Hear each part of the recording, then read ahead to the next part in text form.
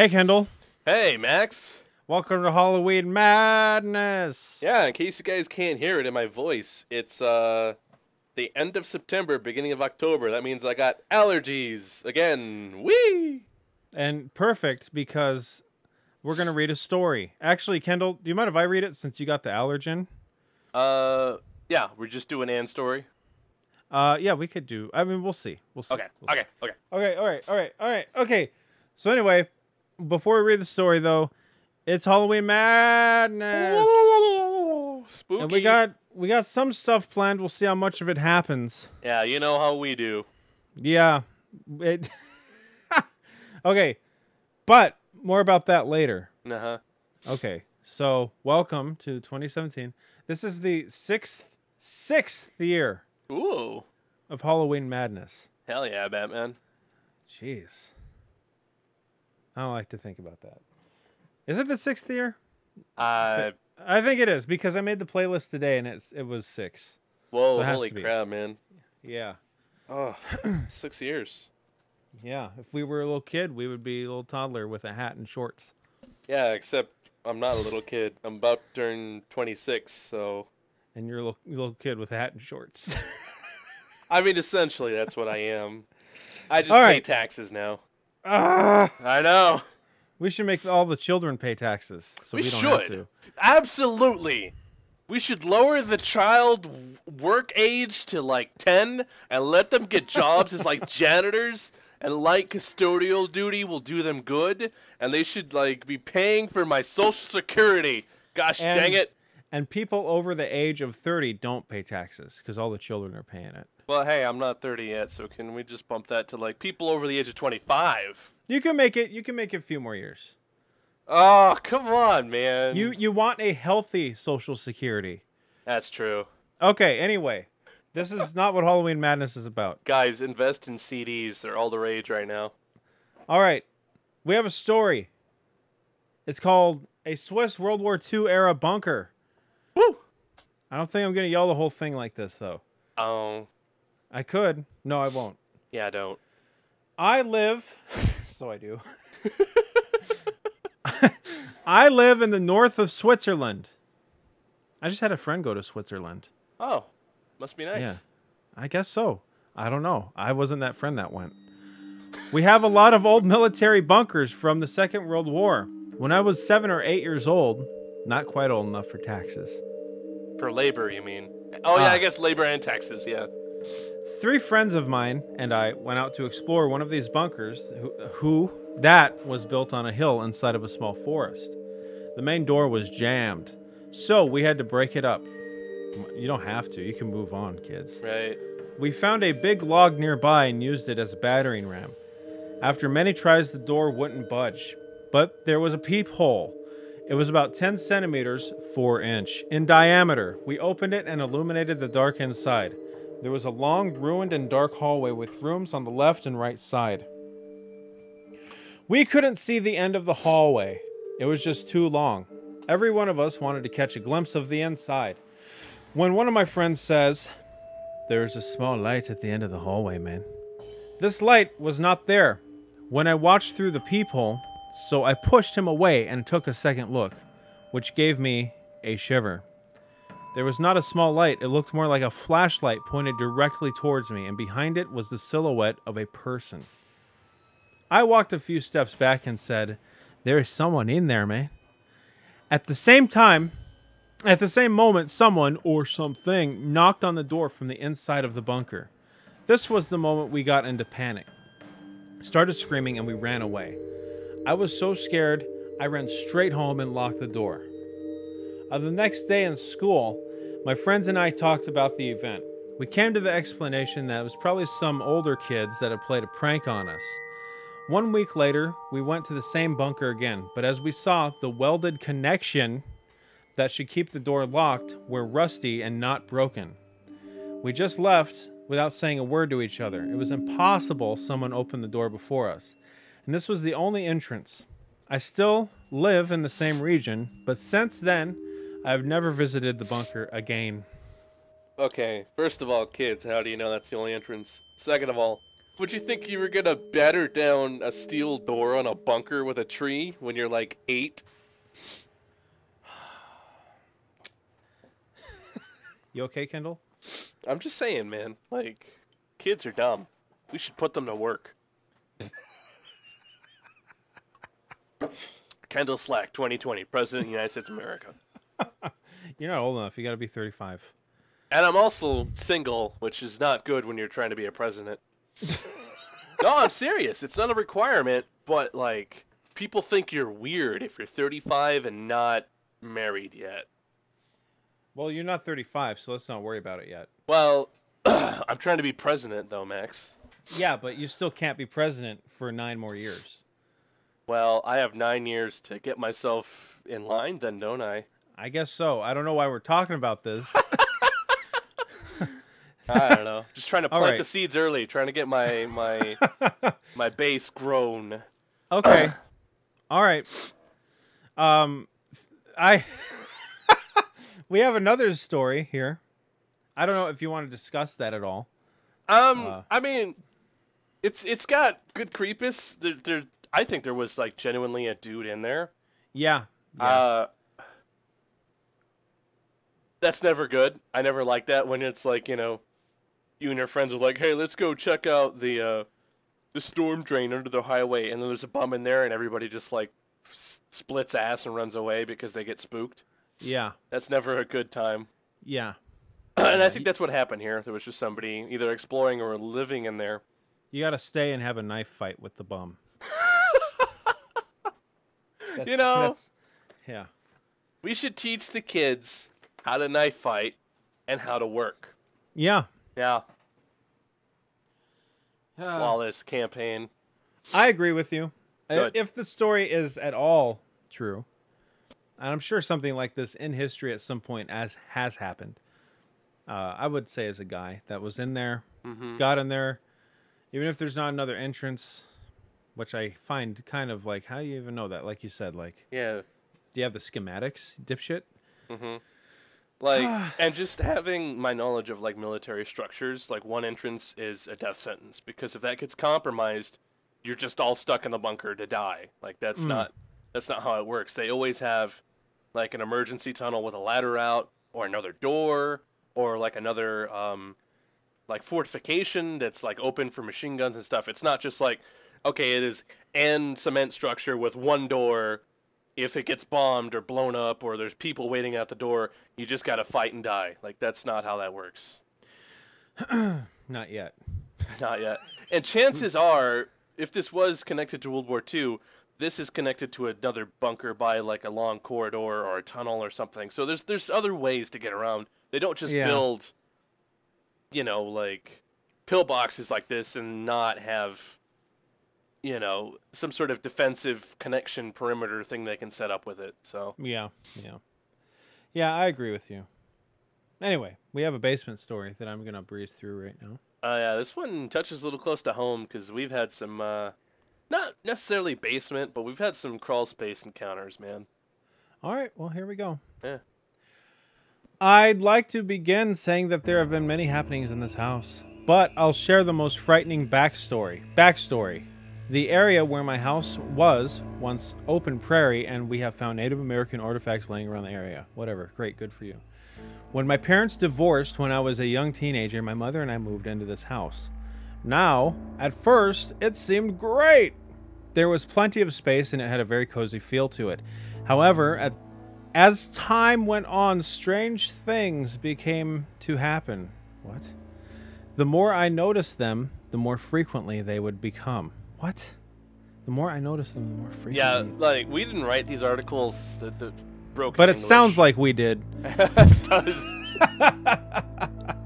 I'd hear someone walking downstairs as I was brushing my teeth and would assume it was my mom. But whenever I'd check, no one would be there. Footsteps began to be a very common sound in my house, especially at night. So after some time, I came to the realization that, oh shit, my house is haunted. Yeah, don't assume that there's probably a bum living there or like a person or whatever. Yeah. Ghosts, haunted. clearly. Now here is where things got really weird. One day, my good friend and I had just gotten done from being out in the sun and decided to retreat to my mom's house. Is that what the kids do? Just lay in the sun and photosynthesize? They should be working! Alright? Considering she had been away on a business trip, we figured this would be awesome. My friend and I could go drink or do whatever mischievous activities we wanted to. We were wrong. We walked inside and headed straight for the basement where it was cooler than the rest of the house. While walking down the stairs, I noticed that the Beatles' Yellow Submarine poster hanging at the bottom of the stairwell was tilted slightly to the left. No bother, I figured. It must have gotten bumped by me or something. I fixed it and we walked into the main room. Mind you, we had pictures and posters hanging everywhere in the basement. What my friend and I saw instantly creeped us out. All 10 to 15 pictures on the walls were slightly tilted to the left, just as the Beatles poster had been. But the weirdness of the situation didn't stop there. The storage room, essentially a dirt-floored room that's lifted about 4 feet off of the ground, had its door cracked open. So I walk over to see a golden glow emanating out of it. There's a pull cord light located about 10 feet from the door that is turned on. So I hopped up into the storage room, crawl on my hands and knees into the light, and turned it off. Hoping that all this had a natural explanation, I call my mom and ask her about it. She says she has no idea what I'm talking about, and it hasn't been in the basement for weeks before she left on her trip. Oh, God. Shivers shoot down my spine, and I look back into the storage room, and there's a footprint. The most distorted and mangled footprint imaginable.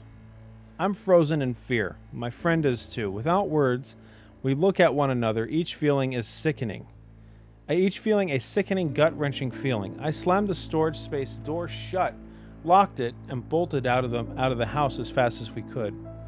I'll never forget how sickening and mangled that footprint looked, and thinking that I crawled in there to turn the light off still gives me shivers to this day. That's just unpleasant. You guys still have a guy living in your house. Yeah. Ugh. Yeah, I don't know why people are always like, oh, could be a burial ground. Like, that doesn't add. If anything, it detracts from the story. Yeah, it just makes you sound silly. like it would be one thing if you got on there and we're like, I live on an Indian burial ground, excuse me. And whoa, okay. And I live on an Indian burial ground, and we found a bunch of skulls and shit in the basement. It was creepy. It'd be one thing if it was like normal like that, you know? Yeah. But like to preface a story that's unrelated with it, assuming that it will add cred when it only takes it away. Mm-hmm. Yeah, it's no good. But creepy story though. Yeah. What? Okay. I know this is like a fairly common thing, but I absolutely hate it.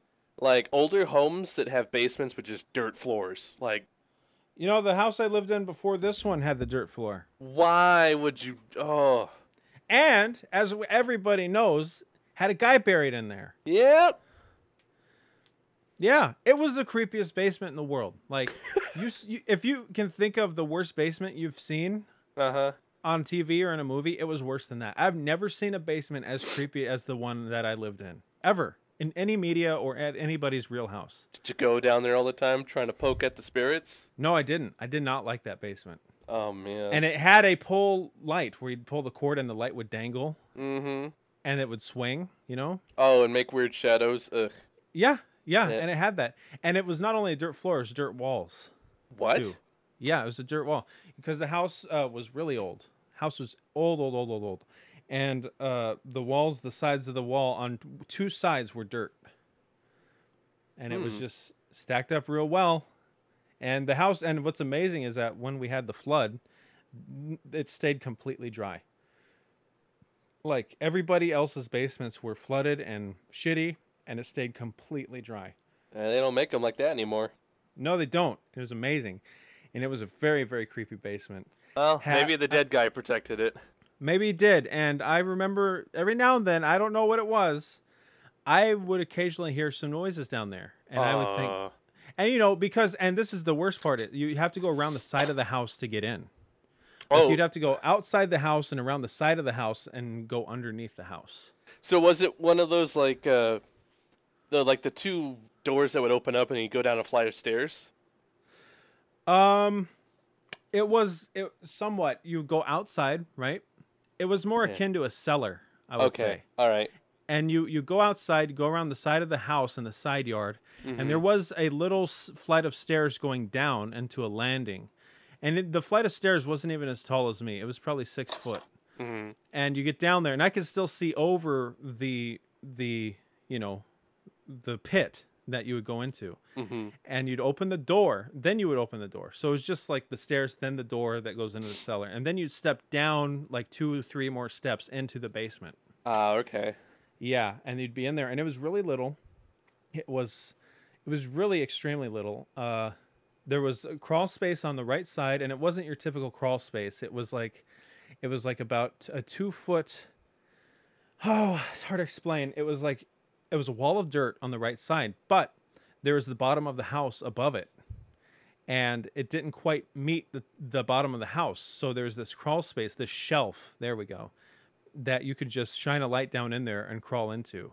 Oh, no. And it was a big spot. And then, of course, there's the major room, the main chamber. And there's a workbench down there. And I remember the first time I went down there, I was just taking some old shit that we didn't want in the house anymore down there. And we'd just moved in. I was like, okay, where do you want this? And I don't want this in the house. It's just trash. So I took it down there. Well, not like trash, like furniture or something. I took it down there. Yeah. And I opened the basement door, and I hadn't looked at the basement before we moved in.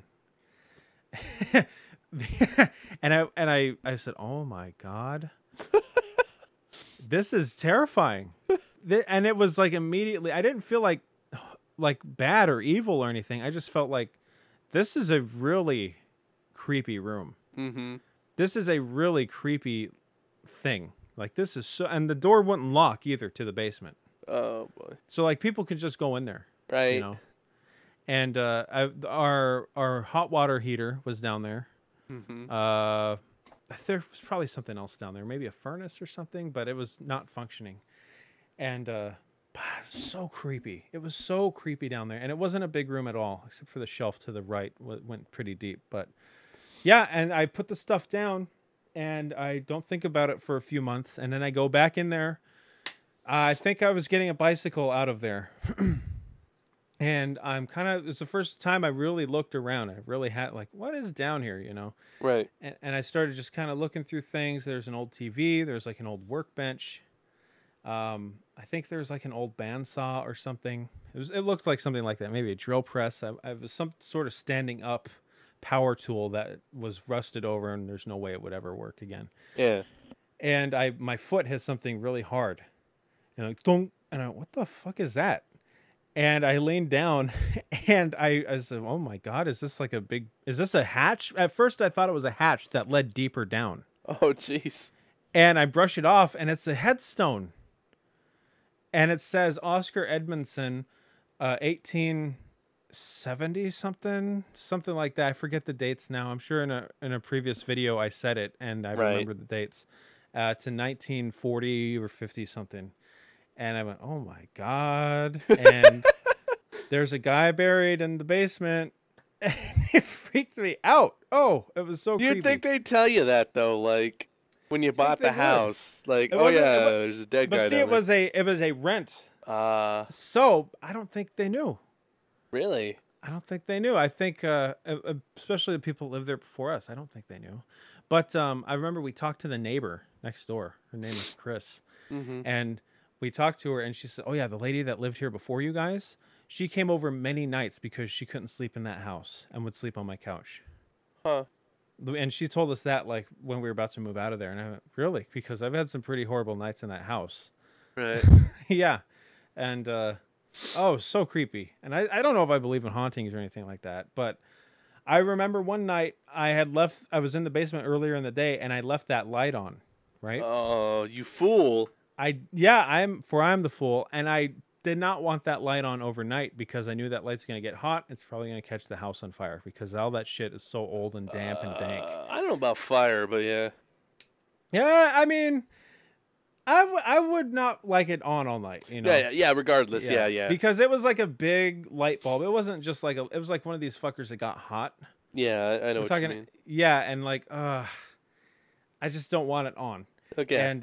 And I went down there, and it's like the middle of the night, and I wake up and I remember it's on. And I'm like, oh shit. And at this point, there's me and my mom living there. My mom worked nights, so it's me alone. Yeah. And it's just like, oh fuck, I gotta go down there and turn this light off. And I don't know, nothing creepy paranormal happened other than just that I had to walk to the back of this room and click it, and then walk up out of that room. And I remember I had the urge to like run out, but I remember going really slow out of the room. And I remember like I never turned around. I walked straight in and then I backed out. And I don't remember why I did that, but I just felt like it was the right thing to do. I was weird. It's like it was a weird thing, because usually these stories are like, yeah, we turned the light out and we ran out. You know, I was like, I did not do that, and I felt like if I had ran out, it would have been bad news. Like you probably would have tripped and ate some asphalt. Yeah, probably. So I just stared into the dark for a good 20, 30 seconds while I carefully stepped backwards out. And the dark stared right back at you. It did. I faced it. Oh, man. Yeah. So anyway, that's my creepy basement story. And there's a few other stories that come along with it. But anyway, there you go. Yeah, no, if for sure, if I was going to say, like, oh, yeah, that would be a haunted house. Like, that would be a haunted house. Out of all the places that I've, like, been and seen, like, a lot of them, people are like, oh, yeah, activity. It's like, it's just a house, dude. I don't feel it. I feel like something that's, like, literally so old it has dirt walls in the basement. Yeah. That it's literally got a guy from, like, the 1800s buried in it. I feel like if anything is really haunted, that place would be. It was the first place I'd ever been where I felt like that, too. Yeah. Like I'm a pretty big skeptic, and then we went in there and it was just so weird. Yeah. It's a very weird. It was weird shaped. It was just weird. Everything about it was just strange. Strange. Yeah. Well. Yeah. Anyway, that's episode, or is this even an episode? I don't know what this is. It's just the introduction. Just thought we'd start off with a little creepus to kind of tease your taste buds. There we go, guys. So and as always, if you guys have stories, if you guys have things you want to send us, we will be doing streams throughout this month. I can't say what dates yet, but you'll know when they come up. And of course, we can just read them too. Yeah, don't worry. I'm gonna dope up on antihistamine, so I hopefully won't sound as like weird throughout the month. There we go. Yeah. I do plan to take a camera and a few morons and go out and look on a ghost quest. So that may or may not happen. I'm not sure. See, I thought you were going to onesies, man, alone. I might do that if I can't get them to go. Okay. Yeah, but I will have a walkie-talkie, even if there's nobody on the other end. Well, what if it starts receiving like EVPs, man? Then that's good thing I have the walkie-talkie to prove to science that it's all real. That you're a big white pussy. So I started to get these weird noises on my EVP or on my walkie-talkie. Then what happened? So I threw the walkie-talkie in the trees and screamed and ran home. Yeah, pretty much. I threw that motherfucker and ran. Yeah. Yeah. All right, guys. More on that later. This has been the best 5 minutes with Halloween Madness 2017. Wow.